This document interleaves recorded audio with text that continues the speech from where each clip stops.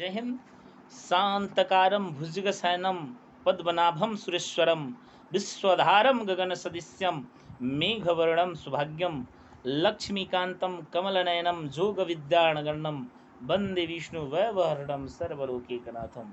जी हाँ, आज हम बात करेंगे अनंत पूजा की इस वीडियो में, और साथ साथ ये भी बात करेंगे कि मनुष्य अपने सारे संकटों से कैसे मुक्त हो सकता है इस पूजन को करके, और इस पूजन की शुरुआत कब हुई थी, किसने किया था, तथा आज ही के दिन गणेश प्रतिमा का विसर्जन क्यों किया जाता है।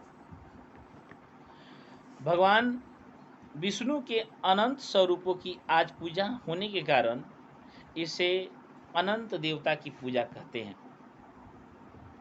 जिस पूजा को भाद्रपद मास के शुक्ल पक्ष में चतुर्दशी तिथि को किया जाता है, और चूंकि इसी मास में चतुर्थी को गणेश प्रतिमा की स्थापना होता है, जो प्रथम बार महाराष्ट्र से शुरू हुआ और आज पूरे भारत में इसकी पूजा अर्चना की जाती है। अनंत देव की पूजा सारे मनोकामनाएं को पूर्ण करने के साथ साथ मनुष्य के सारे संकटों को दूर करती हैं। इतना ही नहीं, उस पवित्र धागे को पूजन के बाद बांधने से, जिसमें 14 गांठें होती है, मनुष्य की सारी इच्छाएं प्राप्त होती है, सारे संकट दूर होते हैं और मनोकामना पूर्ण होते हैं। अनंत देव की पूजा को सर्वप्रथम भगवान कृष्ण ने पांडवों से कराया था।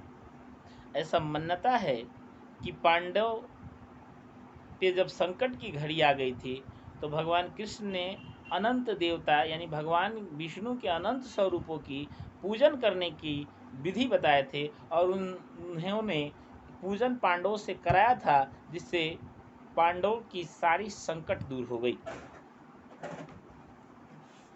और हम लोग उस पूजन को आज तक भगवान विष्णु के और अनंत वर्षों तक अनंत स्वरूपों की पूजा करते आ रहे हैं और करते रहेंगे। कहा जाता है कि अगर किसी भी देश को समूल नाश करना है तो उसके सभ्यता और संस्कृति को खत्म कर दिया जाए, और ऐसा ही होते आया है। अंग्रेजों ने या अनेक विदेशी आक्रांताओं द्वारा भारतीय सभ्यता और संस्कृति को नष्ट करने का प्रयास किया गया है।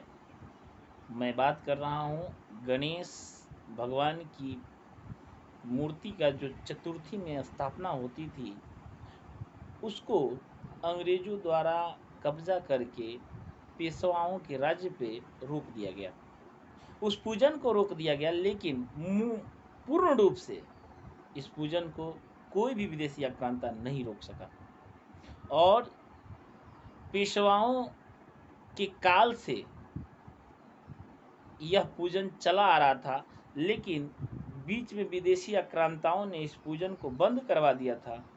पुनः 1893 में लोकमान्य तिलक ने हिंदुओं को एकत्रित करने के लिए तथा हिंदुओं में एकता लाने के लिए गणेश चतुर्थी